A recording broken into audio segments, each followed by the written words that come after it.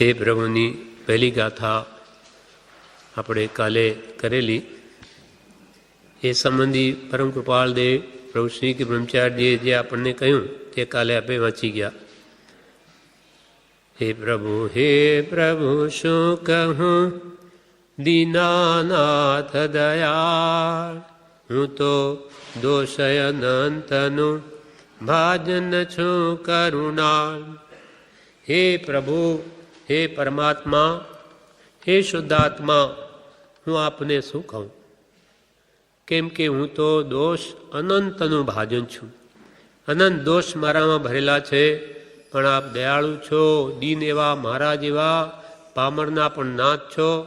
તેથી મારા દોષો કહેવાની આપને હિંમત કરું છું. નહીં તો મારી કે આપ જેવા મહાપુરુષની સમક્ષ હું મારા દોષનું શું વર્ણન કરું, કેમ કે આપ તો બધું જ જાણો છો. હવે બીજી ગાથા. શુદ્ધ ભાવ મુજમાં નથી સર્વ તુજરૂપ, નથી લઘુતા કે દીનતા, શું કહું પરમ સ્વરૂપ. હું અનંત દોષનું ભાજન છું. કેમ તો કે હું મોટે ભાગે હું અશુભમાં જ રમું છું, અશુભ ભાવોમાં જ રમું છું. શુભ ભાવ પણ ક્યારેક જ આવે છે, બાકી મોટે ભાગે તો રાગ દ્વેષ કામ ક્રોધાદિ ભાવોમાં જ મારો આત્મા રમે. જ્યારે શુભમાં પણ રમવું એના માટે મુશ્કેલ છે, તો શુદ્ધ ભાવ તો મારામાં ક્યાંથી આવે? શુદ્ધ ભાવ મુજમાં નથી સર્વ તુજરૂપ. તુજરૂપ એટલે બધામાં પરમાત્મા રહેલો છે. જેમ પ્રભુશ્રીને બધામાં શુદ્ધ આત્મા દેખાય, પ્રભુશ્રી કે અમાન્ય તો બધામાં પ્રભુ દેખાય છે, પણ એવી દ્રવ્ય દ્રષ્ટિ આપણી થઈ નથી. એટલે આપણી તો પર્યાય દ્રષ્ટિ છે. એટલે આપણને દેહ દેખાય, આ પુરુષ છે, આ સ્ત્રી છે, આ વાણીઓ છે, બ્રાહ્મણ છે, આ ગરીબ છે, ધનવાન છે, એવી આપણી પર્યાય દ્રષ્ટિ છે. તો એ ભગવાન નથી સર્વ તુજરૂપ. તું સર્વમાં રહેલો છે, પણ મારી દ્રષ્ટિ શુદ્ધ ન હોવાથી, દ્રવ્ય દ્રષ્ટિ ન હોવાથી મને બધામાં પ્રભુ દેખાતા નથી. શુદ્ધ ભાવ મુજમાં નથી સર્વ તુજરૂપ. કેમ કે નથી લઘુતા કે દીનતા. મારામાં લઘુત્વ ભાવ નથી, વિનય નથી, કે દીનતા એટલે નમ્રતા પણ નથી. તો શું કહું પરમ સ્વરૂપ. હે શુદ્ધ સ્વરૂપને પામેલા એવા પરમાત્મા, હું આપને વિશે શું કહું? શુદ્ધ ભાવ મુજમાં નથી સર્વ તુજરૂપ, નથી લઘુતા કે દીનતા, શું કહું પરમ સ્વરૂપ.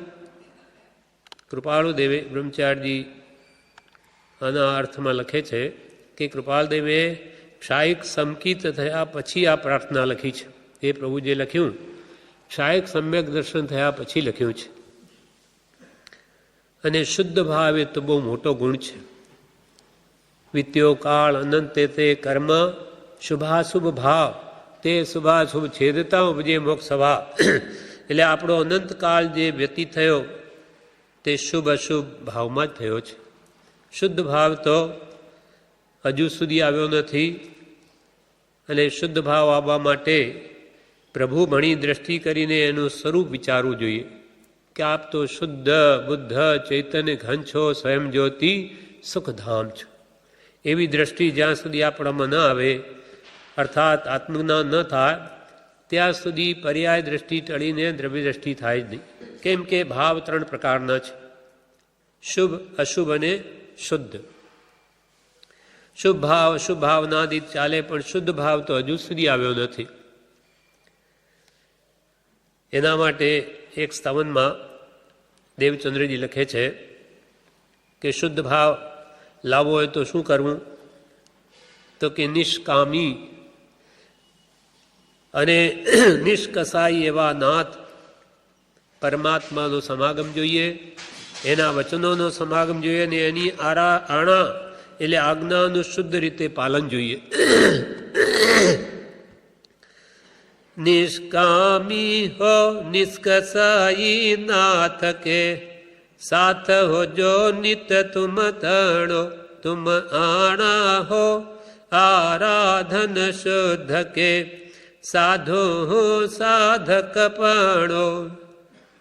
નિષ્કામી જેને કોઈ ઈચ્છા નથી, નિષ્પ્રિય એવા ભગવાન, નિષ્કસાઈ કસાયનો પણ જેના હૃદયમાં ભાવ છે એવા નાથનો હોજો સાથ નિત્ય તુમતણો. હે ભગવાન, આપનો મને સદા સાથ હોજો, સમાગમ હોજો આપનો કે આપના વચનામૃતોનો. અને તુમ આણા હો આરાધન શુદ્ધ કે સાધુ સાધક પણો. આપની જે આજ્ઞાઓ એને હું જો શુદ્ધ રીતે આરાધું તો જરૂર મારામાં પણ શુદ્ધ ભાવ આવી શકે. આપ તો વિતરાગ છો, આપના પ્રત્યે જો મને વિશુદ્ધ રાગ થાય તો એ મારા સંસારને જરૂર નાશ કરનારો થાય. અને જીનેશ્વરની ભક્તિ જો એકત્વ ભાવે હું કરું તો જરૂર મને દેવોમાં ચંદ્ર જેવો જે આપનું શુદ્ધ પદ છે એવી મને પણ પ્રાપ્તિ થાય. એ ભાવ આ ગાથામાં દામોદર જીન નામના સ્થાવનમાં દેવચંદ્રજીએ લખ્યો છે. નિષ્કામી હો નિષ્કસાઈ નાથ કે સાથ હોજો નિત તુમ તણો. તુમ આણા હો આરાધન શુદ્ધ કે સાધુ સાધક પણો. વિતરાગથી હોજે રાગ વિશુદ્ધ કે તેહી જ ભવ ભય વારણો. જીન ચંદ્રની હોજે ભક્તિ એકત્વ કે દેવચંદ્ર પદ કારણો. હવે એક એક 4 ચરણ થાય એક એક ગાથાના. તેમાં એક એક ચરણ પર ઉપર પરમ કૃપાલ દેવે પ્રભુ શ્રી બ્રહ્મચારીએ શું લખ્યું છે તે આપણે જોઈએ છીએ. શુદ્ધ ભાવ અજમા નથી. શુદ્ધ ભાવ લાવવા માટે ઉપદેશ સાયામાં પરમ કૃપાલ દેવ કહે છે, પ્રશ્ન જીવે કેમ વર્તવું? સમાધાન. કૃપાલદેવના શબ્દો. સત્સંગને યોગે આત્માનું શુદ્ધપણું પ્રાપ્ત થાય તેમ કેમ વર્તવું? કોઈએ કૃપાલદેવને પ્રશ્ન કર્યો કે શુદ્ધ ભાવ લાવવા માટે કેમ વર્તવું? તો કે સત્સંગને યોગે આત્માનું શુદ્ધપણું થાય તેમ વર્તવું. પણ સત્સંગનો સદાયોગ નથી મળતો. માટે જીવે યોગ્ય થવા હિંસા કરવી નહીં, સત્ય બોલવું, અદત્ત લેવું નહીં, બ્રહ્મચર્ય પાળવું, પરિગ્રહની મર્યાદા કરવી, રાત્રિ ભોજન કરવું નહીં, એ આદિ સદાચરણ શુદ્ધ અંતઃકરણે કરવાનું જ્ઞાની પુરુષોએ કહ્યું છે. તે પણ જો આત્માને અર્થે લક્ષ્ય રાખી કરવામાં આવતા હોય તો ઉપકારી છે, નહીં તો પુણ્ય યોગ પ્રાપ્ત થાય. કૃપાલ કે આપણે શુદ્ધ ભાવ તમારે લાવવો હોય તો આવી યોગ્યતા કેળવો. જે પંચ મહાવ્રત કે પંચ અણુવ્રત જ્ઞાની પુરુષોએ કહ્યા તે જ આ વાત છે. અહીંયા હિંસા કરવી નહીં, સત્ય બોલવું, અદત્ત એટલે અચોર્ય પાળવું, ચોરી કરવી નહીં, બ્રહ્મચર્ય પાળવું અને પરિગ્રહની મર્યાદા કરવી. ગ્રસ્ત માટે સ્વપત્ની સિવાય બધી બીજી સ્ત્રીઓ માતા કે બહેન સમાન છે. આ પ્રમાણે શ્રાવકને માટે જ અણુવ્રત છે અને મુનિને માટે જ પંચ મહાવ્રત છે. તો કે તમારે અશુદ્ધ ભાવને તજીને શુભ ભાવમાં રહેવું અને શુદ્ધ ભાવ તો જ પ્રાપ્ત થશે.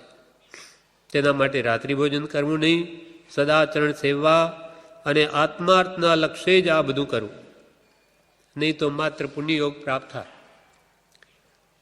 એટલે જો આત્માર્થના લક્ષ્ય એ ક્રિયા કરવામાં ન આવે તો મોક્ષ ન થાય. ગમે એટલું ભલે દાન શીલ તપ ભાવ બધું કરે, પણ આત્મશુદ્ધિનો જો લક્ષ્ય ન હોય તો માત્ર કૃપાલ કે પુણ્યયોગ પ્રાપ્ત થાય. તેથી મનુષ્ય ભાવ મળે, દેવતાપણું મળે, રાજ્ય મળે, એક ભાવનું સુખ મળે અને પાછું 4 ગતિમાં જ રજળવું થાય. હે ભગવાન, આ મારા આત્માના શુદ્ધિ માટે જ આત્માર્થે જ કરું છું. આટલું મેલબણ જો ન નાખીએ તો આ બધું ફોક છે. ફોક છે એટલે પુણ્ય બંધ થાય, પણ પુણ્યનું ફળ તો એકાદ ભવ દેવલોકનું સુખ છે. એટલે કૃપાલ કે આત્માર્થનું લક્ષ્ય રાખીને કરજો, નહીં તો આ બધું 4 ગતિમાં જ રજળવાનું કારણ થશે. એટલે કહ્યું દાન તપશીલ વ્રત નાથ આણા વિના થઈ બાધક કરે ભવ ઉપાધિ. આ વિશે બોધામૃતમાં પણ જણાવે છે પૂજ્યશ્રી કે મુમુક્ષુએ કહ્યું કે શુદ્ધ ભાવની જીવને ખબર નથી તો લક્ષ્ય કેવી રીતે રહે. આપણે શુદ્ધ ભાવનો કોઈ કાળે અનુભવ જ નથી તો એનો આપણે લક્ષ્ય પણ કેમ રાખીએ કે ભાઈ મારે શુદ્ધ ભાવ આવવો છે ને આ મેળવવો છે. તો તેના જવાબમાં જે શ્રી કહે નાની પુરુષના અવલંબને શુદ્ધ ભાવનો લક્ષ્ય રખાય છે. નાનીએ કહ્યું તે સાચું છે, હું તો કંઈ જાણતો નથી, એવો ભાવ રાખે તો શુદ્ધ ભાવનો લક્ષ્ય રહે છે. શુદ્ધ ભાવને અર્થે જે શુભ ભાવ કરવામાં આવે છે તે પુણ્યાનુબંધી પુણ્ય એટલે પરંપરાએ મોક્ષનું કારણ થાય છે. અને જે શુદ્ધ ભાવના લક્ષ્ય વિનાની ક્રિયા કરવામાં આવે છે તે શુભ ભાવ નથી પણ શુભ ક્રિયા છે અને તેનું ફળ સંસાર છે. શું કહ્યું કે એક તો જ્ઞાની પુરુષો શુદ્ધ ભાવને પામેલા છે, માટે જ્ઞાની જે શુદ્ધ ભાવમાં રમે બસ તે મને હો, મને કંઈ ખબર નથી. એવો શુદ્ધ ભાવનો લક્ષ્ય રાખીને જે શુભ ભાવમાં પ્રવર્તે તેને કાળે કરીને જરૂર શુદ્ધ ભાવ પ્રાપ્ત થાય. અને શુદ્ધ ભાવના લક્ષ્ય વગરની ક્રિયા જે કરવામાં આવે તે શુભ ભાવ પણ નથી, માત્ર શુભ ક્રિયા છે અને એનું ફળ સંસાર છે.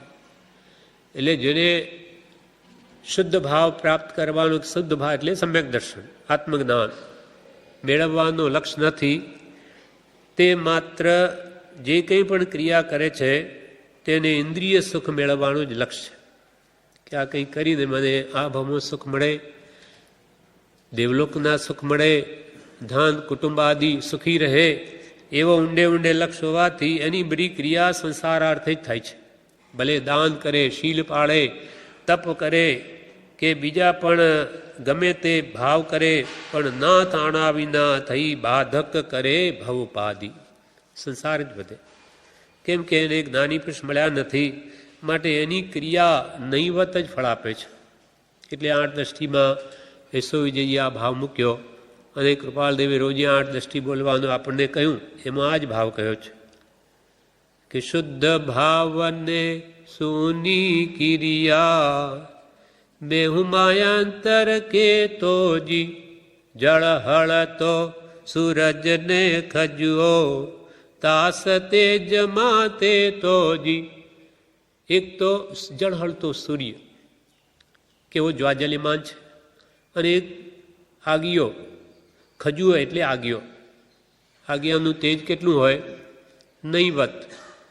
હવે ક્યાં આગિયો ને ક્યાં સૂરજ, તો ક્યાં શુદ્ધ ભાવ સહિત અથવા એના લક્ષ્યની ક્રિયા અને ક્યાં સુની ક્રિયા ભાવ વગરની આત્માર્થના લક્ષ્ય વિનાની, એટલો અંતર છે. શુદ્ધ ભાવને સુની ક્રિયા બેઉમાં અંતર કહેતો કેટલો અંતર, તો કે જળ હળતો સૂરજ ને ખજુઓ તાસ તેજમાં તે તો. સૂર્ય ને ખજવામાં જેટલો અંતર એટલો જ શુદ્ધ ભાવના લક્ષ્યની ક્રિયા અને આ લક્ષ્ય વગરની ક્રિયામાં એટલો અંતર છે. એટલે ગમે એટલી ક્રિયા કરવા છતાં પણ એનું ફળ સંસાર જ આવે. એટલે કૃપાલદેવ આપણને કહે છે કે શુદ્ધ ભાવ મજમાં નથી. એ ભાવ લાવો કે ભગવાન મને શુદ્ધ ભાવ ક્યારે પ્રાપ્ત થશે, કેમ કે એ વગરની ક્રિયા અનંત કાળમાં અનંતવાર જીન દીક્ષા આચાર્યપણું વગેરે મેં કર્યું, બધું ભોગ ગયું. હવે ભગવાન મારું ફોક ન જાય, એટલે મારો લક્ષ્ય શુદ્ધ ભાવનો જ બન્યો રહે. શુદ્ધ ભાવ ન રહેતો હોય ત્યારે શુદ્ધ ભાવ પામેલા પરમ કૃપાળુ દેવમાં ચિત્ત રાખવું. વાસનાથી આખું જગત ભરેલું છે, વાસના એ દુઃખ છે, માટે આપણે વાસનાથી બચવું. મનુષ્ય ભાવ ચિંતામણી સમાન છે, જે ઈચ્છે તે મળી શકે. બોધામૃત ભાગ 1માં જણાવ્યું કે શુદ્ધ ભાવ આપણે નથી પામ્યા તો જે શુદ્ધ ભાવ પામેલા છે એવા પરમ કૃપાળુ દેવમાં આપણું ચિત્ત રાખવું. અને આખું જગત તો વાસનાથી ભરેલું છે, માત્ર મોહ ને મોહ છે સર્વત્ર. તો એવા અશુભ ભાવમાં આપણો આત્મા ન જાય, કેમ કે વાસના એ દુઃખ છે. અને એ વાસનાઓથી બચવા માટે શુદ્ધ ભાવના લક્ષ્ય શુભ ભાવમાં નિરંતર રહેવું. એટલે આપણને શુભ શીતળતામાં કૃપાલદેવે કહ્યું, શુભ ભાવ વડે મન શુદ્ધ કરો. શુભ ભાવ વડે શુભ ભાવમાં આવીને મનને શુદ્ધ કરો, કેમ કે અશુભ ભાવમાંથી શુદ્ધ ભાવમાં ન જવાય. શુદ્ધ ભાવ મુજમાં નથી. એ ભગવંત, મારામાં હજુ સુધી એવો શુદ્ધ ભાવ આવ્યો નથી. અને વળી નહતી સર્વ તુજરૂપ, બધા મને તુજરૂપ નથી દેખાતા. એટલે સર્વ આત્મમાં સમદ્રષ્ટિ દો. આ વચનને હૃદય લખો. કૃપાલ કે બધા આત્મા મહારાજ આપના જેવા જ ભગવાન, બધા જીવો શુદ્ધ સ્વરૂપી છે એમ મને જણાતું નથી. તો બધા આત્મામાં સમદ્રષ્ટિ મને ક્યારે આવશે? એવી ભાવના તો કરી શકાય અને એનો અભ્યાસ બી કરી શકાય. સર્વાત્મમાં સમદ્રષ્ટિ દ્યો, આ વચનને હૃદયે લખો. લખો હૃદયમાં કેવી રીતે લખાય? એટલે એમાં એવું ઊંડું ઉતારી દો કે હું આ મહારાજ એવા પરમ, હું પણ શુદ્ધ આત્મા છું નિશ્ચયને, હું પણ સજાત્મ સ્વરૂપ છું અને બધા આત્માઓ સજાત્મ સ્વરૂપ જ છે. એવી પર્યાય દ્રષ્ટિ મૂકી અને પ્રભુ કહે છે દ્રવ્ય દ્રષ્ટિ કરો, બધામાં આત્મા જોવાની દ્રષ્ટિ કેળવો, તો કોઈ પ્રત્યે રાગદ્વેષ નહીં થાય. આત્મવત સર્વભૂતેષુ યહ પશ્યતિ સ પશ્યતિ. આત્મા સમાન જે બધાને જુએ તે જ ખરેખર એ જ જુએ છે. જેની આત્મદ્રષ્ટિ નથી, પર્યાય દ્રષ્ટિ છે, તો પ્રતિ સમયે બંધાય છે. કૃપાલ કે જો પગ મૂકતા પાપ છે અને જોતા ઝેર છે અને માથે મરણ રહ્યું છે એમ વિચારી આજના દિવસમાં પ્રવેશ કરજે. જોતા ઝેર છે, કેમ કે જ્યાં જ્યાં આ જીવની દ્રષ્ટિ પડે ત્યાં રાગદ્વેષ થાય છે. આ સારું છે ખોટું છે, સારું છે ખોટું છે, આ મને ગમે છે નથી ગમતું. ભલે અનાવશ્યક હોય તો પણ આવા ભાવો કરીને જીવ કર્મ બંધન જ કરે છે. માટે આત્મવત સર્વભૂતે સુય પશ્યતિ સપંડિત, અને પ્રભુ સીધો સર્વમાં પ્રભુ ભાળતા, માટે એમનું નામ પણ પ્રભુ પડી ગયું. પરમ કૃપાળુ દેવે પણ પ્રભુશ્રીને કહેલું કે મુનિ ભ્રમ નહીં પણ બ્રહ્મ જુઓ. પ્રભુશ્રીએ કૃપાલદેવને એક વાર એમ કહ્યું કે હું તો બધામાં બધું ભ્રમ જોઉં છું, આ કે બધું કંઈ છે નહીં, બધું જ ભ્રાંતિ છે. વેદાંતની માન્યતા કે આ બધું દેખાય તે કંઈ છે જ નહીં, બધો ભ્રમ છે માત્ર. ત્યારે કૃપાલદેવ કે મુનિ ભ્રમ નહીં પણ બ્રહ્મ જુઓ, આત્મા જુઓ, બધામાં આત્મા જુઓ. કેમ કે આત્મા બધામાં રહેલો જ છે અને જે કંઈ પણ આપણે દેખાય છે તે પૂતગલનું પરિણમન છે. એ દ્રષ્ટિ ભૂલી જઈને હવે આત્મદ્રષ્ટિ કેળવો, એટલે આપણને પણ એ ભાવ આવે. એના માટે કહ્યું કે હે ભગવંત, મારામાં શુદ્ધ ભાવ મુજમાં નથી સર્વ તુજ રૂપ, તુજ સ્વરૂપ, સહજાત્મ સ્વરૂપ દ્રષ્ટિ મારામાં બધામાં થતી નથી અર્થાત કરવી છે. એ પણ મને પણ એવી દ્રષ્ટિ થાવ જેથી મારો સંસાર નાશ પામે અને મારા રાગદ્વેષ ઘટે. તુલસીદાસજી હતા, મહાત્મા હતા, તો એ એકવાર ચિત્રકૂટના ઘાટ પર બેઠેલા અને ત્યાં સંત પુરુષો જે આવ્યા એ બધામાં આત્મા જોતા, રામ જોતા કે આ બધામાં રામ છે. એટલે ગાથા લખી છે, चित्रकूट के घाट पर भई संतन की भीड़, तुलसीदास चंदन घसे तिलक करे रघुवीर. बधाना पर तिलक करे, बधाમાં રઘુવીર જોઈએ. આય રામ, આય રામ, આય રામ, બધા આત્મા, બધા રામ છે. તેમ પ્રભુ શ્રી કે આય મારી આત્મા, આય મારી આત્મા, બધા જ આત્મા છે. જો એવી દ્રષ્ટિ દ્રવ્ય દ્રષ્ટિ કેળવાય તો ઘણા રાગદ્વેષ ઘટી જાય, અને રાગદ્વેષ ઘટાડવાનો એ સાચો ઉપાય છે. એના વિશે વચનામૃતમાં કૃપાલદેવ પત્રાંક 163 કહે છે, સર્વભૂતને વિશે દયા રાખવી અને સર્વને વિશે તું છો એમ હોવાથી દાસત્વ ભાવ રાખવો એ પરમ ધર્મ સ્ખલિત થઈ ગયો છે. સર્વરૂપે તું સમાન જ રહ્યો છે, માટે ભેદભાવનો ત્યાગ કરવો એ મોટા પુરુષોનું અંતરંગ જ્ઞાન આજે ક્યાંય જોવામાં આવતું નથી. કૃપાલ કે સર્વભૂત, સર્વ પ્રાણીને વિશે દયા રાખવી, કેમ કે દયા જ ધર્મ છે. પણ સર્વ મારા જેવા પરમાત્મા જ છે એવું ભાવ એવો આવે તો જ સર્વ પ્રત્યે દાસત્વ ભાવ આવે. સર્વભૂતને વિશે દયા રાખવી અને સર્વને વિશે તું છો, હે પરમાત્મા તું સર્વમાં રહેલો છો એમ હોવાથી દાસત્વ ભાવ રાખવો, એટલે બધા તારા જેવા શુદ્ધ આત્મા જ છે એવો ભાવ રાખવો. એ પરમ ધર્મ તો સ્ખલિત થઈ ગયો છે. સર્વરૂપે તું સમાન જ રહ્યો છે, માટે ભેદભાવનો ત્યાગ કરવો એ મોટા પુરુષોનું અંતરંગ જ્ઞાન તે તો આજે ક્યાંય જોવામાં આવતું નથી.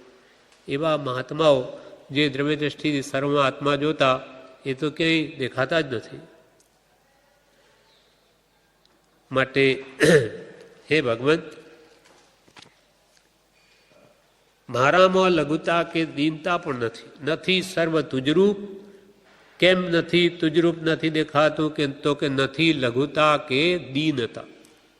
મારામાં લઘુતા એટલે હું બધા તું નાનો છું એવી લઘુતા, અને દીનતા એટલે નમ્રપણું પણ મારામાં નથી. મારામાં ગુણો આવે તો મારામાં આત્માની શુદ્ધિ થાય અને બધામાં હું પરમાત્મા જોઈ શકું. લઘુતામાં પ્રભુતા વસે, પ્રભુતાથી તો પ્રભુ દૂર છે. લઘુત્વ ભાવ આવશે ત્યારે પ્રભુ હૃદયમાં વસશે, પણ જ્યાં સુધી અભિમાન હશે ત્યાં સુધી ભગવાન હૃદયમાં નહીં આવે. એટલે લઘુતા મેરે મનમાની એ તો ગુરુગમ જ્ઞાન નિશાની. લઘુતા આવશે ત્યારે જ એને ગુરુગમ પ્રાપ્ત થશે. નથી લઘુતા કે દીનતા. એના વિશે કૃપાલદેવે 55મા પત્રમાં એમ કહ્યું કે આત્મા વિનયી થઈ સરળ અને લઘુત્વ ભાવ પામી સદૈવ સત્પુરુષના ચરણકમલ પ્રતિ રહ્યો તો જે મહાત્માઓને નમસ્કાર કર્યો છે તે મહાત્માઓની જે જાતિની રિદ્ધિ છે તે જાતિની રિદ્ધિ સંપ્રાપ્ત કરી શકાય. આપણે વિનયવાન થઈ અભિમાનને મૂકી દઈ, સરળ થઈ એટલે કે માયા કપડને મૂકી દઈ, લઘુત્વ ભાવ પામી અભિમાનને મૂકી દઈ, સદૈવ એટલે હંમેશા સત્પુરુષના ચરણ કમલ પ્રતિ રહ્યો એટલે એની આજ્ઞામાં રહ્યો તો જે મહાત્માઓને નમસ્કાર કર્યા છે તે મહાત્માઓની જે જાતિની જે પ્રકારની આત્મરિદ્ધિ છે તે જાતિની રિદ્ધિ સંપ્રાપ્ત કરી શકાય, સારી રીતે મેળવી શકાય. પણ આપણે વિનય થઈને સત્પુરુષની આજ્ઞા ઉપાસીએ તો નથી લઘુતા કે દીનતા, તો પછી આત્મરિદ્ધિ જે આપણા ગુરુ પાસે જે આપણને કેવી રીતે મળે? પરમ કૃપાળુ દેવ શું લખે પત્રાંક 21માં કે આખા જગતના શિષ્ય થવા રૂપ દ્રષ્ટિ જેને વેદી નથી તે સદગુરુ થવાને યોગ્ય નથી.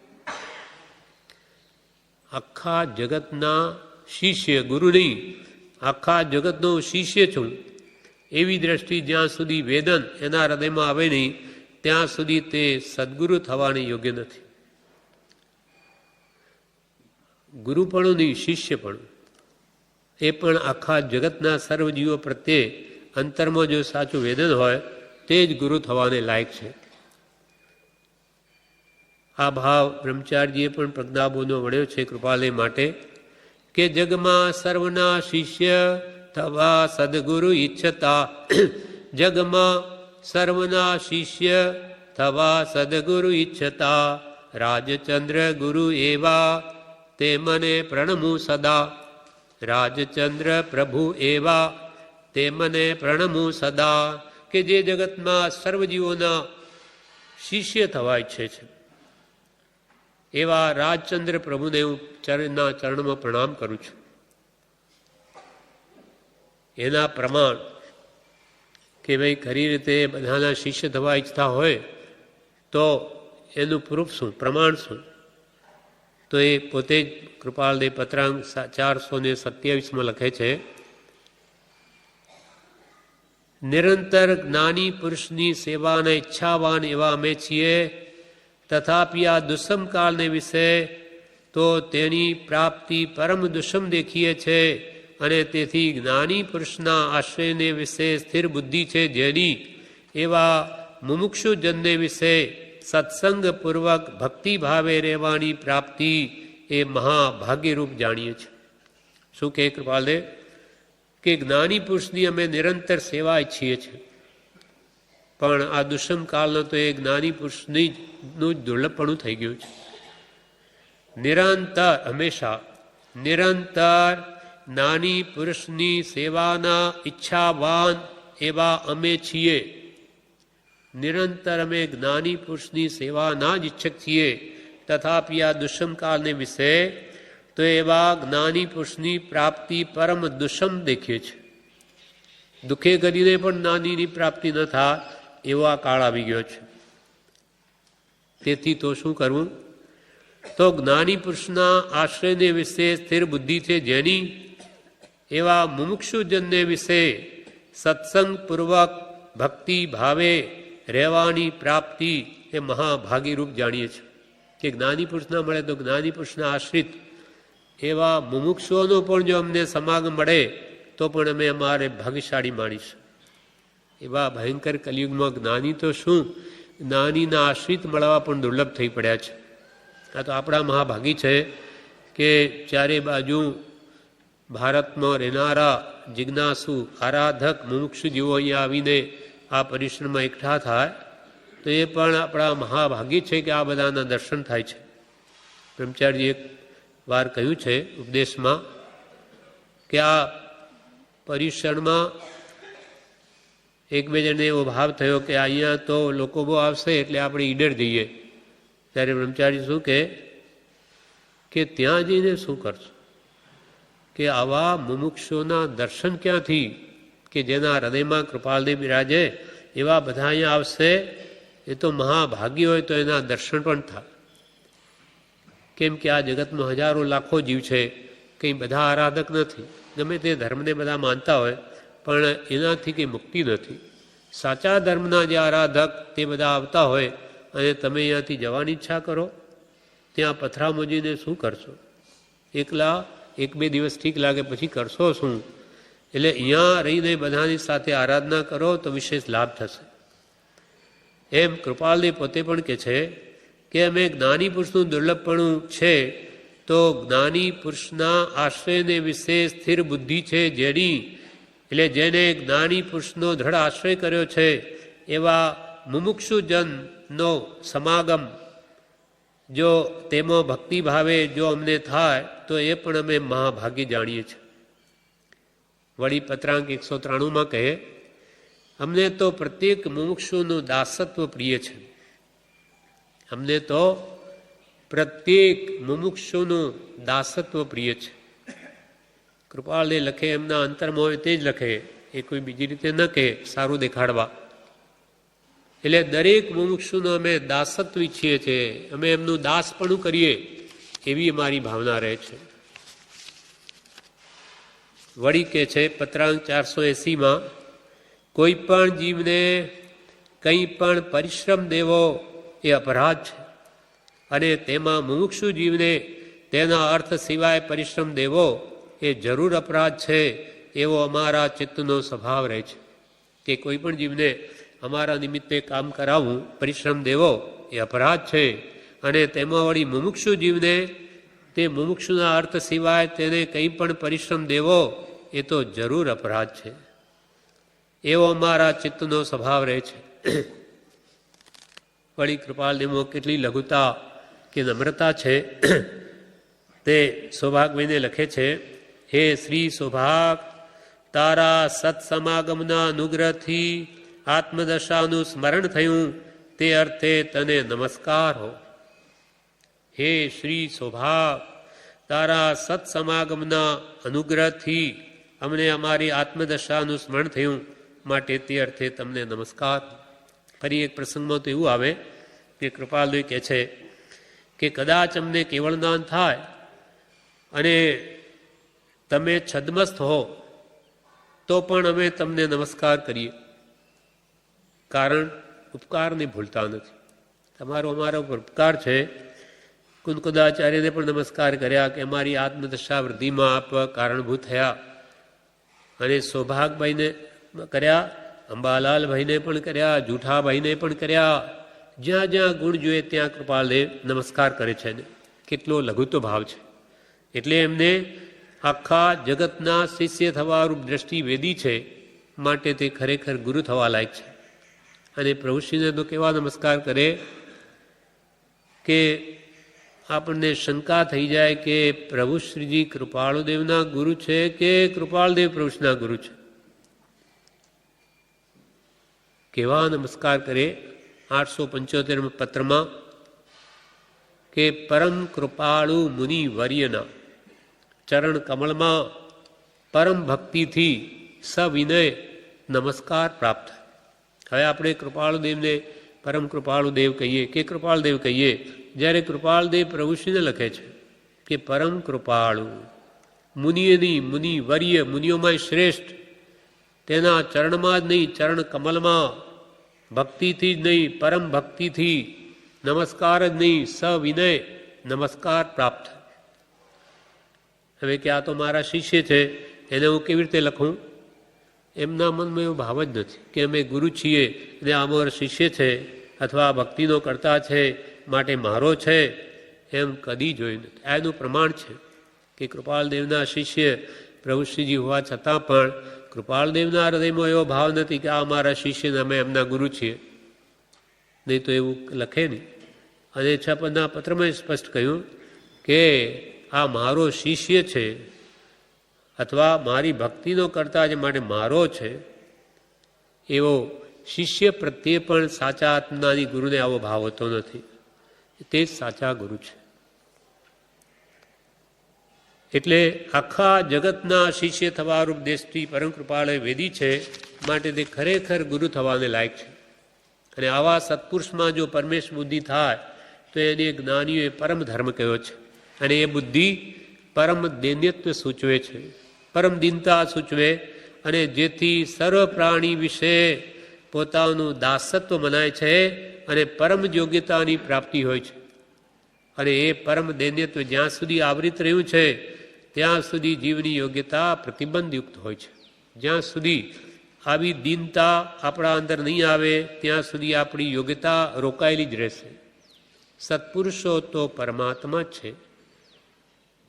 એ બુદ્ધિ જ્યાં સુધી ના આવે ત્યાં સુધી એની કહેલી વાત આપણા જીવનમાં ઉતરે નહીં. એટલે કે નથી લઘુતા કે દીનતા તો શું કહું પરમ સ્વરૂપ. મીરાબાઈ હતા, જે એકવાર ગોસાઈજીના દર્શન કરવા ગયા વૃંદાવનમાં. ત્યારે ગોસાઈજીને કહેવડાવ્યું કે મીરાબાઈ દર્શન કરવા માંગે. ત્યારે ગોસાઈ કે હું તો સ્ત્રીના દર્શન કરતો નથી, સ્ત્રીનું મોઢું જોતો નથી. ત્યારે મીરાબાઈ કહે, અરે આ વૃંદાવનમાં રહીને તમે વળી પુરુષ રહ્યા છો?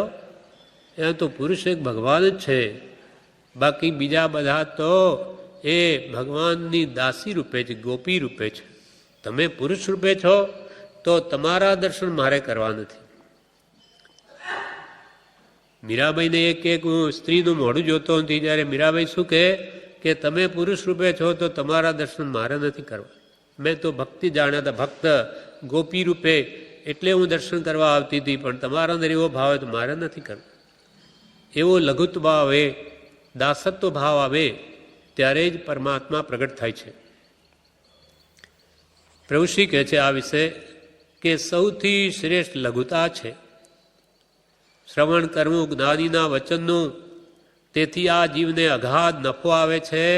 માયાના સ્વરૂપમાં સંસારમાં હજારો રૂપિયાનો નફો થાય છે, તેથી પણ આ અધિક છે. સૌથી લઘુ બનીને રહેવું, જ્ઞાની પુરુષના વચનોનું શ્રવણ કરવું, તેથી આ જીવને અગાધ નફો આવે, એટલે કે ખૂબ લાભ થાય. માયાના સ્વરૂપમાં સંસારમાં હજારો રૂપિયાનો ભલે નફો થાય, પણ એનાથી પણ આ તો અનંત ગણો છે. જ્ઞાનીના ઉપદેશનું શ્રવણ.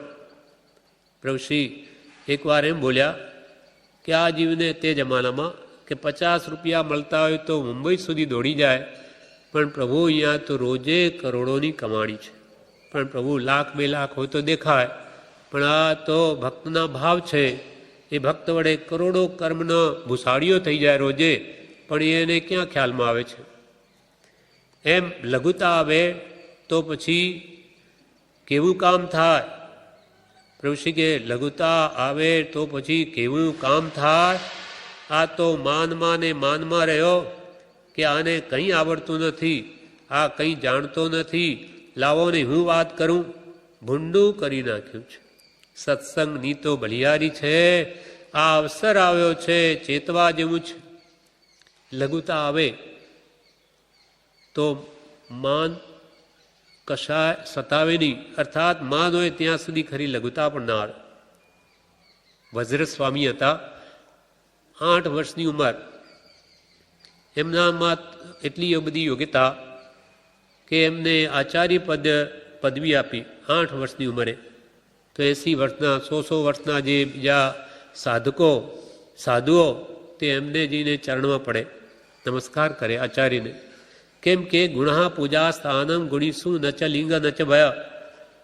પૂજાનું સ્થાન તો ગુણ છે, ન કે સ્ત્રીલિંગ કે પુલ્લિંગ કે ન ચ ભય, કે ભાઈ આ તો બાળક છે કે વૃદ્ધ છે એ પૂજાવા લાયક નથી, પણ જેમાં ગુણ છે તે હંમેશા પૂજનીય છે. તો કૃપાળને તો જ્યાં જ્યાં ગુણ જુએ ત્યાં તો નમી પડે. માટે પ્રભુશ્રી કહે માટે લઘુતા જોઈએ.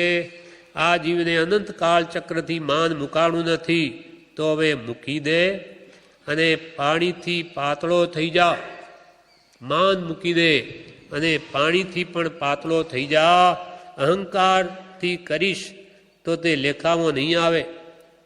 હું સામાય કરી આવ્યો, હું અપાસરે ગયો, આમ કર્યું તેમ કર્યું અને ત્યાંથી નવરો પડ્યો એટલે પછી બધું બીજું ન કરવાનું કરે. નવરો બેઠો નખોદ વાળે, નખોદ વાળ્યું છે અણસમજણથી. લઘુત્વ ભાવ જોઈએ. પ્રભુ અનંત કાળ ચક્રથી આ જીવને માન આદિ શત્રુ મહા મુકાયા નથી, હવે તો મૂકી દે. અવસર આવ્યો, પાણીથી પાતળો થઈ જા. અહંકાર કરીશ તો કાંઈ પણ લેખાવો નહીં આવે, બધું કે છે ફોગ જશે. મેં તો સામાયિક કરી, અપાસરે જઈ આવ્યો, આમ કર્યું તેમ કર્યું અને પાછું જ્યાં પૂરું થયું એટલે કે સામાયિક પૂરી થઈ, નવરો પડ્યો કે પછી બીજું ન કરવાનું કરે. એટલે પ્રભુ નવરો બેઠો નખોદ વાળે, નખોદ વાળ્યું છે અનસમજણથી, અભિમાનથી. માટે લઘુત્વ ભાવ આવવો જોઈએ. કૃપાલદેવમાં કેવી લઘુતા હતી તે વિશે જણાવે છે.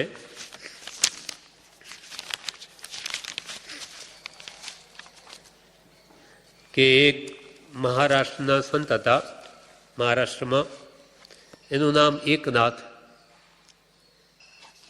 આ એમની વાત છે, પછી કૃપાલદેવનું પણ છે.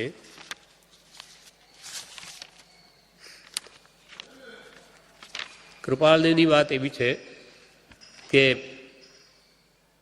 એમનામાં કેટલી લઘુતા, કેટલી વ્યવહાર કુશળતા કે કંઈ પણ સતનો જિજ્ઞાસુ હોય તો હું બધું જાણું છું, સમજું છું એવો જેને કંઈ પણ એનો ગર્વ નથી.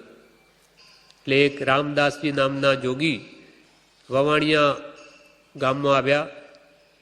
તે પોપટભાઈની દુકાને ગયા.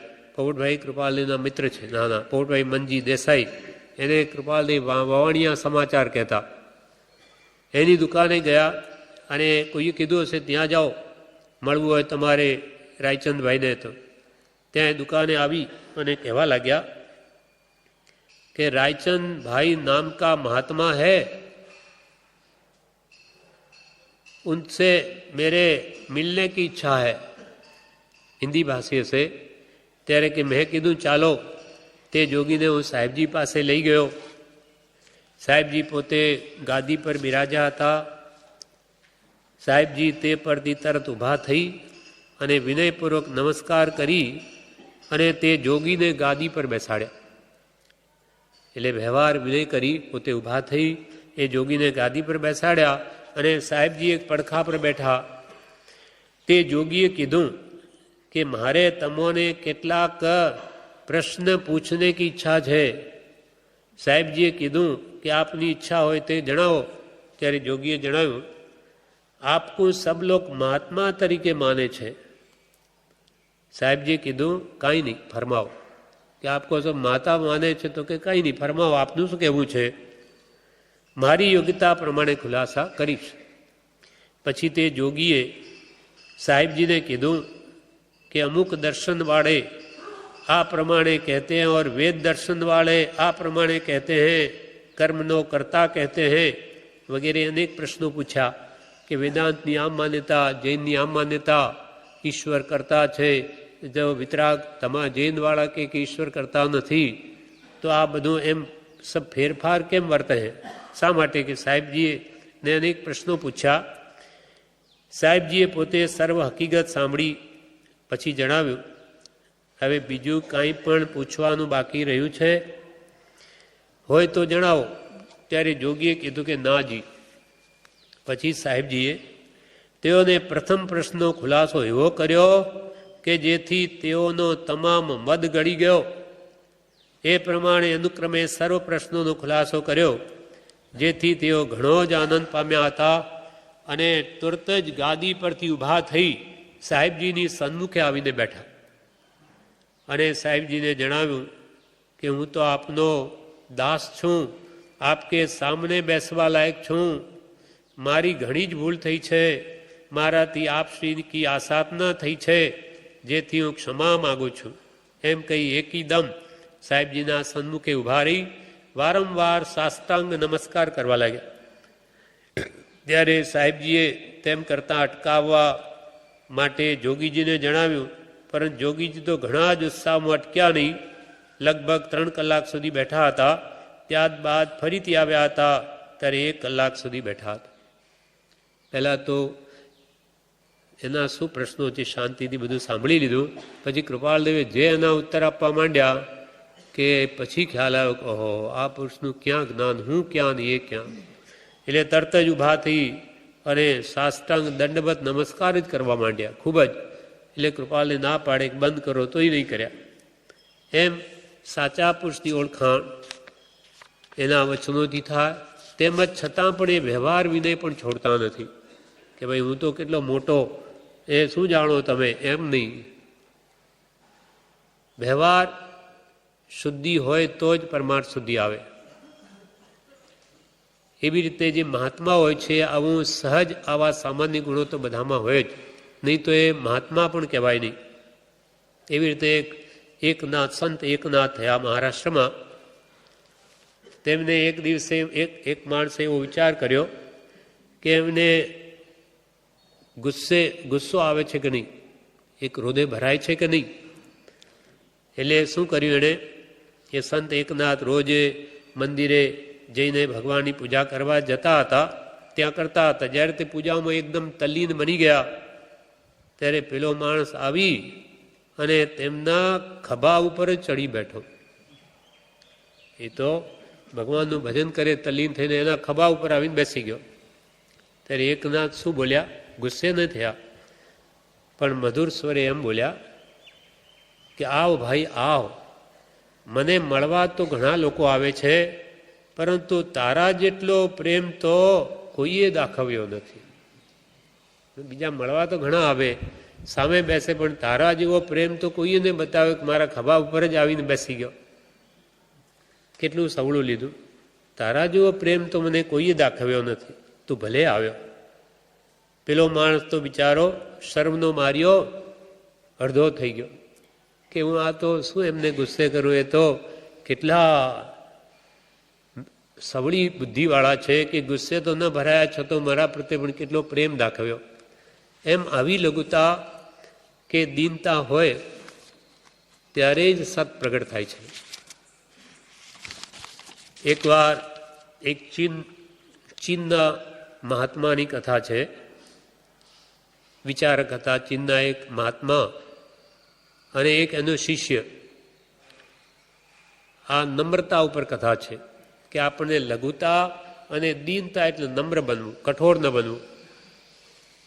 તે શિષ્યે ગુરુજીને આવીને કહ્યું કે આપ નમ્રતા વિશે કંઈ મને કહો. નમ્રતા એટલે શું? ત્યારે જવાબમાં લાઓ ત્વે, લાઓ જે એનું નામ, તેને પોતાનું મોં ઉઘાડી ગુરુએ જીભ બતાવીને બોલ્યા, જીભ, કે હજી મારી આ જીભ મારા મોઢામાં સાબુત છે, શિષ્યને કહ્યું, આ મોઢામાં મારી જીભ સાબુત છે?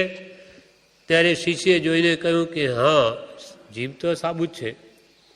વળી કહ્યું કે ગુરુ કહે, મારા મોઢામાં બધા દાંત પણ સાજા સમા છે?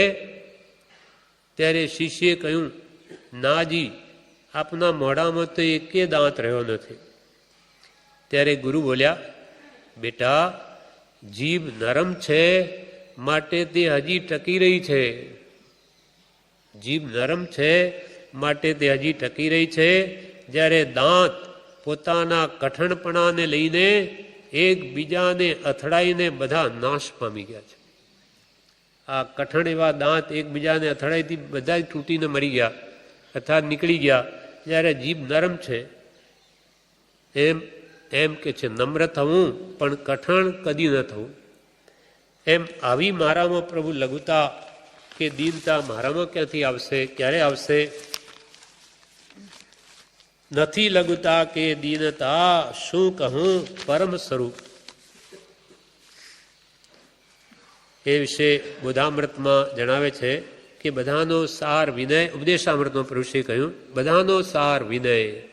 વનો વેરીને પણ વશ કરે, દીકરો થઈને ખવાય, બાપ થઈને ન ખવાય.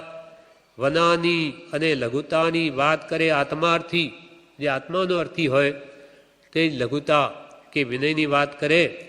પહેલાં વિનયને ઘરમાં લાવશે તો કામ થશે. મોટા કરોડપતિ હોય પણ વનો હોય તો તેના અમે દાસ છીએ. લઘુતા તો મેરે મનમાની, ચિદાનંદજી મહારાજ કહે, લઘુતા મેરે મનમાની એ તો ગુરુગમ જ્ઞાન નિશાની. માન ન હોય તો અહીં જ મોક્ષ છે. તે મુકાણું તો કામ થયું. સમાધિસ્થ બાહુબલી ને તેમની બહેનો બ્રાહ્મી સુંદરી એ જંગલમાં જઈને કહ્યું, ઋષભદેવ ભગવાને મોકલી બ્રાહ્મી સુંદરીને.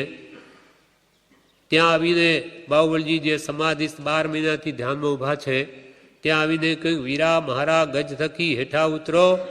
ત્યારે બાહુબલીજી વિચારમાં પડી ગયા અને જાગ્યા કે ખરી વાત છે, અહંકાર રૂપી ગજ ઉપર બેઠો છું, નાના ભાઈને હું નમવા હવે તો જાઉં, એમ વિચારીને ઉઠ્યા કે તરત જ કેવળનાન થયું. આટલા જ માનના અહંકારથી કેવળનાન અટક્યું હતું. આ જીવનું માન અહંકારે ભૂંડું કર્યું છે, તે મુખ્ય છૂટકો છે. એક નહીં જેવા સંજ્વલન માન કશાયથી બાહુબલીને 12 મહિના સુધી સુકાઈ ગયા, માળા ઘાલી દીધા પણ જ્ઞાન ન થયું.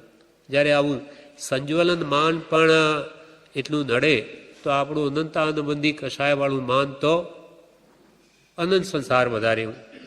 માટે આપણે તો વિશેષ લઘુતા અને દીનતા લાવવાની ખૂબ જરૂર છે. વળી પ્રભુશ્રી કહે, સર્વ શાસ્ત્રનો સાર અને મોક્ષ પામવાનો માર્ગ કે સંકિતનું કારણ એ વિનય છે. વિનયથી પાત્રતા આવે છે. વિનય ધર્મનું મૂળ છે. સર્વ શાસ્ત્રોનો સાર. ઉત્તરાધ્યાયમાં પહેલું અધ્યયન વિનયનું કહ્યું. વિનય વડે તત્વની સિદ્ધિ છે. પહેલાં જ આપણે સભા મંડપ કે મંદિરમાં જતાં પહેલાં નમસ્કાર કરીએ છીએ. કેમ કે હે ભગવાન, હું તો આપના ચરણ રજ સમાન છું અને આપ તો આપના ચરણમાં મારું મસ્તક મૂકું છું, આપની આજ્ઞા શિરોધારી કરું છું. કેમ કે વિનય વગર તો અંદર એનો બોધ પરિણમે નહીં. વિનય સર્વશાસ્ત્રોનો સાર અને મોક્ષ પામવાનો માર્ગ કે સંકિતનું કારણ પણ વિનય છે. એના ઉપર શાસ્ત્રોમાં ચંડ રુદ્રાચાર્યની કથા છે. ચંડ રુદ્રાચાર્ય આચાર્ય છે, પણ એમની પ્રકૃતિ બહુ ક્રોધી છે. એટલે જ્યાં એ રહે અપાશ્રમો ત્યાં એકલા જ બેસે. કંઈ નિમિત્ત જાણે બનશે તો મારાથી સહન થશે નહીં અને આ મારો મોટો દોષ છે, એટલે ખૂણામાં જ બેસે. ત્યાં શું બન્યું, એકવાર એક નવજવાન પરણેલો, હજુ મીંડલી હાથે બાંધેલું છે, અને ગુરુના દર્શન કરવા ત્યાં આવ્યો. સાથે છોકરાઓ મસ્કરા હતા. એટલે એ બીજા સાધુઓને કહે કે એને દીક્ષા આપો ને, હજુ લગ્ન કરીને ત્યાં જ આવ્યો છે પહેલો, એને દીક્ષા આપો ને. ત્યારે બીજા સાધુઓ શું કહે કે મોટાઓ પાસે જાઓ. એમ કરતાં ઠેઠ ગુરુ પાસે તે પહોંચી ગયો. હવે ત્યાં જ નહીં પેલા મસ્કરા કે એને દીક્ષા આપો, વારંવાર કહેવા લાગે. ગુરુનો ક્રોધી સ્વભાવ એટલે વારંવાર શું કહે છે એટલે પકડી માથુંને ખેંચી લીધા વાળ બધા. શિષ્ય પણ કેવો કે હો ગુરુએ મારા પર પરમ કૃપા કરી, મને દીક્ષા આપી, માનીથી દયા મારા પર કરી એમને, એવો હળુકર્મી. એટલે એ તો મનથી આનંદ માન્યો અને પેલા છોકરાઓ તો બધા ભાગી ગયા. આ તો ખરેખર કે દીક્ષા આપી દીધી. હવે ત્યાં જઈને શિકાયત કરશે અને હવે ઘરના બધા આવશે એટલે એ નવપરિણીત શું કહે કે ગુરુદેવ હવે આપણે અહીંયાથી વિહાર કરીને ચાલ્યા જઈએ, નહીં તો હમણાં ઉપસર્ગ થશે. તો કે હવે ક્યાં જઈએ, સાંજ પડી ગઈ, પણ હવે ચાલો, અહીંયા રહેવામાં ઠીક નથી. એટલે તો કે મહારાજ ચલાશે નહીં, તો કે મારા ખભા ઉપર બેસી જાઓ, આપને ઉપાડીને લઈ જઈશ. એ લઈ જાય છે, પહાડ પર ચઢે છે કે જેથી કોઈ વિક્ષેપ ના આવે, પાછળ ઉપાધિ ન થાય. પણ અંધારું પડતું જાય છે એટલે હવે ખાડા ટેકરા આવે એટલે ગુરુ ઉપર બેઠા, એમનાથી સહન થતું નથી એટલે વઢે બહુ. શું કરે, દેખ દોખતો નથી, જોઈને ચાલ. તો એ પોતે સમતા ભાવ કે મારા જરૂર ગુરુદેવ, હું બરો ધ્યાન રાખીને કરીશ. અંધારું પડી ગયું એટલે હવે નીચે આમ ઘોડાઓની જેમ બની ચારે હાથ પણ નીચે મૂકી ત્યાં જોતો જાય છે કે કોઈ ખાડો ટેકરો તો નથી, મારા ગુરુને કંઈ આંચ ના આવે. એ રીતે આમ જોઈને ગુરુને લઈને ચાલે, પણ હજુ પણ આંચ આવે છે. એટલે ગુરુનો સ્વભાવ ક્રોધી એટલે એના માથામાં મારે છે, ટોલા મારે. છતાં પણ એ શિષ્ય શું વિચારે કે હો મારું જ કારણ છે, મારા નિમિત્તે ગુરુને કેટલી આપતા પડે છે. એમને આ ઘર છોડવું, અરે અપાસરાથી આ બહાર વિહાર કરવો પડ્યો, આ બધો દોષ મારો જ છે. મારા પર તો ગુરુની અનંત કૃપા થઈ, પણ આ જે એમને અહીંયાથી નીકળી જવું પડ્યું એ અપરાધ બધો મારો જ છે. ઉપરથી મારે છે શ્રી ગુરુ, છતાં પણ પોતે એનો સવળો અર્થ કરે છે. એનું પરિણામ શું આવ્યું આવા વિનયનું કે વિચારમાં એને કેવળ જ્ઞાન થઈ જાય છે, પછી બરોબર ચાલે. એટલે ગુરુ કહે શું અલ્યા શું જ્ઞાન થયું, હવે તો બરોબર ચાલે. તો કે ગુરુદેવ આપના પસાય. શું મતિ જ્ઞાન થયું, શુદ્ધ જ્ઞાન થયું, અવધિ જ્ઞાન થયું, બધામાં કે આપના પસાય. શું એમને ગુરુને પણ થયું વિશેષ આશ્ચર્ય થયું કે શું મને પર જ્ઞાન થયું, તો કે આપના પસાય. શું કેવળ જ્ઞાન થયું, તો ગુરુદેવ આપના પસાય. ગુરુ તરત નીચે ઉતર્યા અને પછી એમને ખમાવા લાગ્યા કે હે ભગવાન, મેં આપનો ખૂબ અપરાધ કર્યો, મેં આપને ખૂબ દુઃખ દીધું. એમ પશ્ચાતાપ કરતા પછી ગુરુને પણ કેવળ જ્ઞાન થયું. આમ વિનય. કૃપાલદેવે કહ્યું આત્મસિદ્ધિમાં ગુરુ રહ્યા છદમસ્ત પણ વિનય કરે ભગવાન. શિષ્યને કેવળ જ્ઞાન થઈ ગયું તો પણ એમને એમ નહીં કે હું તો કેવડી બની ગયો, હવે ક્યાં અમને ઉપાડીને ફરું. નહીં, એમની કૃપાએ મને કેવળ જ્ઞાન થયું છે. એ મને આવી રીતે પીડા ના આપત તો મને એવો ભાવ જ ઉપજત નહીં. એટલે બધાનું કારણ મારા ગુરુ જ છે. એમ આવી લઘુતા આવશે તો અનેક ગુણ પ્રગટશે. એટલે પુરુષ કે સર્વશાસ્ત્રનો સાર અને મોક્ષ પામવાનો માર્ગ કે સંકિતનું કારણ પણ વિનય છે, અને વિનયથી પાત્રતા યોગ્યતા આવે છે. લઘુતાથી પ્રભુતા આવે છે. પ્રભુશ્રી કહેતા કે અમારું નામ લઘુ રાજ પાડ્યું તે સારું છે, બધેથી નીચે જઈને અમે તો બેઠા છે. વિનય એ ધર્મનું મૂળ છે. બધાનો યથાયોગ્ય વિનય કરવો. વિનય એક વશીકરણ મંત્ર છે, વેરીને પણ વશ કરે. બનો આપણો ગમે એટલો વેરી હોય, આપણા પ્રત્યે બીજો ભાવ રાખતો હોય, એનો પણ આપણે જો નમ્ર બનીને વિનય કરીએ તો એનો પણ વેરભાવ જતો રહે. અને સર્વનો યથાયોગ્ય વિનય કરવો. જ્યાં જ્યાં ગુણ જોઈએ ત્યાં નમી પડવું. એમ કહ્યું. એક 5 કળશી અનાજ ઉપાડનાર એક ભાર વાહકની કથા છે. એક માણસ 5 કળશી આટલી બધું અનાજની ગુણી ઉપાડીને ચાલી શકે, એવું કોઈ કરી ન શકે. એટલે રાજાએ એને એકવાર એમ કહ્યું કે તારે માર્ગમાંથી કદી ખસવું નહીં, ગમે તેવો આવે. હું પણ જો મારી સવારી પણ આવે તો પણ તારે ખસવું નહીં. તું કેટલું ભાર ઉપાડીને ચાલે છે. પણ એક દિવસે શું બન્યું કે કોઈ જ્ઞાની પુરુષ સામેથી આવતા હતા, એટલે એ જોઈને તે ખસી ગયો. ત્યારે એની પાછળ પણ કેટલાય બીજાએ વજન ઉપાડીને આવતા હતા. એણે જઈને રાજાને કહ્યું કે આપે એવો હુકમ કર્યા છતાં પણ પેલો ખસી ગયો એક મહાત્માને જોઈને. તે રાજાએ એને બોલાવીને પૂછ્યું, ભાઈ તું કેમ ખસી ગયો? તો કે મહારાજ, હું જે ભાર ઉપાડું છું એના કરતાં આ મહાત્મા પંચ મહાવ્રતનું ભાર ઉપાડે છે, અને હું પણ પહેલાં સાધુ જ હતો, પણ મારાથી એ મહાવ્રતનું ભાર હું ઉપાડી નહીં શક્યો. ત્યારે આ 5 કળશી આ ભાર ઉપાડતો થયો. માટે મારા કરતાં આ મહાત્મા તો ઘણા જ મોટા છે, એ ભાર હું નથી ઉપાડી શકતો. માટે એમનો વિનય કરવા માટે હું ખસી ગયો છું. માટે સર્વનો યથાયોગ્ય વિનય કરવો. પૂજ્ય શ્રી પત્ર સુદામો કહે છે, પ્રભુતા પામવાનો માર્ગ લઘુતા છે. વાસણ ઊણું હોય તો પાણી ભરાય. વાસણ કંઈ પણ ખાલી હોય તો પાણી ભરાય. પોતે જ માનમાં રહેતો હોય તો એનામાં વિનય ન હોય તો બીજા ગુણ ના આવે. માન જાય તો વિનય આવે, વિનય ગુણ આવે તો બધું પ્રાપ્ત થાય. પણ માનથી ભૂલી ગયો છે, હું તો મોટો ને બાકી બધા નાના. વિનય આવે તો બધા ગુણો દેખાય. મોટામાં મોટો દોષ માન છે. હું જાણું છું, હું ડાયો છું એમ માને, તેથી અટકી પડે છે. હું ડાયો છું એમ કરી કોઈ મોક્ષે ગયા નથી. જે લઘુ છે એટલે નાનો થાય તે જ મોક્ષની બારીમાં પેસી શકે. પોતાની પામરતા સમજે તો સદગુરુના ગુણોનું મહાત્મ્ય સમજાય.